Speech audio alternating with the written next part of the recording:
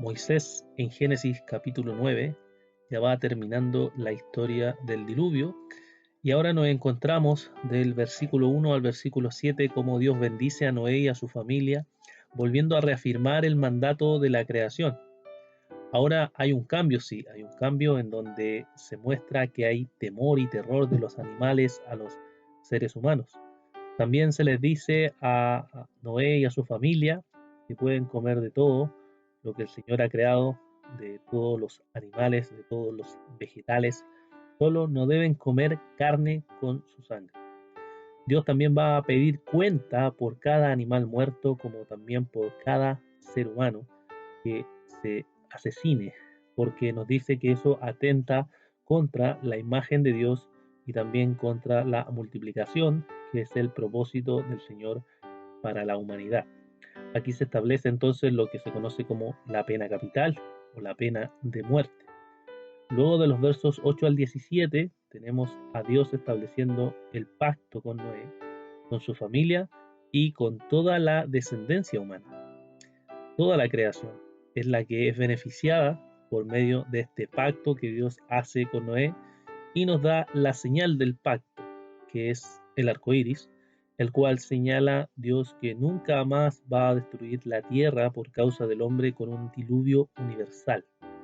Y el recordatorio de eso es esta señal del pacto que es el arco iris. De los versos 18 al 28 tenemos entonces a Noé, aquel que ha salido del arca, aquel que ha recibido la bendición de Dios, aquel que se le ha establecido este pacto con Noé, su familia y toda la creación, que tiene 3 hijos, que eran Sem, Cam y Jafet, con los cuales toda la tierra es poblada, junto, ¿cierto?, a sus esposas y a todos los hijos que van a tener. Y Noé entonces planta una viña y luego de plantar esta viña se embriaga pecando. Y como sabemos, el pecado trae más pecado. Y lo que sucede es que su hijo Cam ve la desnudez de su padre y peca.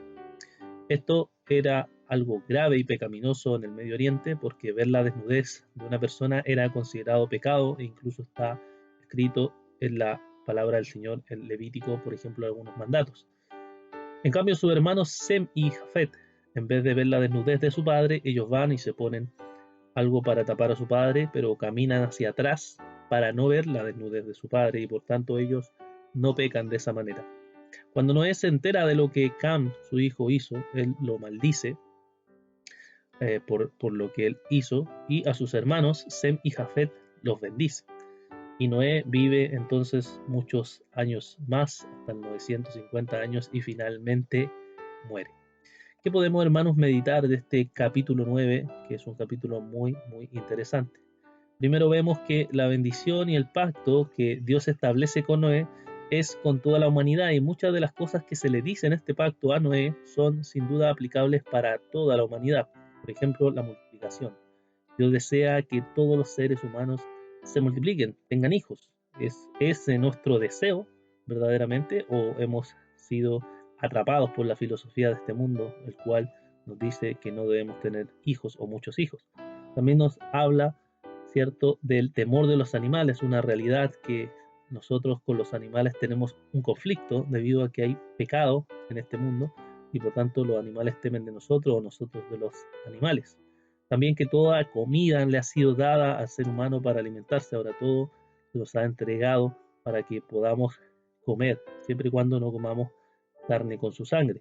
Se establece la pena capital, que es el fundamento teológico para castigar, ¿cierto?, a aquel que hace el mal, que se puede reafirmar con Romanos capítulo 13, en donde se le dice que se le entrega la espada a la autoridad civil. Y también la señal del pacto, el arco iris. Cada vez que vemos un arco iris podemos recordar y podemos pensar en esta fidelidad de Dios. Dios es fiel a su palabra, Dios es fiel a su pacto y Dios va a llevar a cabo sus propósitos. Y por tanto podemos confiar en la bondad y la misericordia de Dios. Pero finalmente aquí hay algo muy, muy interesante que podemos aplicar a nosotros. Cuando Noé habla de la maldición que le hace a su hijo Cam, nos dice entonces algo.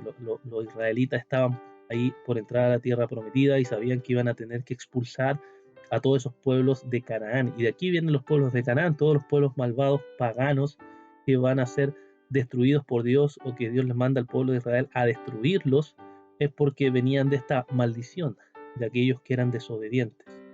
Y luego está la bendición que se le da a sus otros hermanos, a Sem y a Jafet, y vemos que es cierto, de Sem vienen los semitas, que serían luego los escogidos de Dios, aquellos que iban a recibir la bendición de Dios. Y de estos dos paralelos, de los hijos de Cam y de los hijos de Sem, podemos ver este mismo paralelo en Cristo. En Cristo nosotros venimos, cierto, de los hijos de Sem, de aquellos escogidos, de aquellos amados, de aquellos elegidos de Dios, y por tanto recibimos la bendición si estamos en Cristo. Si estamos en el Señor, si vivimos conforme a su voluntad, si amamos su palabra, si confiamos en sus promesas, entonces somos hijos de Sem. Pero si somos aquellos que no estamos en Cristo, entonces nosotros somos como los de Cam, como los cananeos, como pueblos paganos, como aquellos que van a recibir la maldición de Dios, el juicio de Dios, la destrucción total por ser parte de esta naturaleza pecaminosa, de esta raza de personas que odian a Dios y no aman su palabra. La pregunta es, ¿de cuál eres tú? ¿Eres de la descendencia de Cam o eres de la descendencia de Sem? ¿Eres hijo de Dios o eres hijo del diablo? ¿Recibirás la maldición o recibirás la bendición? Si estás en Cristo, si has confiado en Cristo, entonces puedes descansar que eres aceptado, amado y bendecido. Pero si no estás en Cristo, eres rechazado, odiado y maldecido. Que el Señor les bendiga.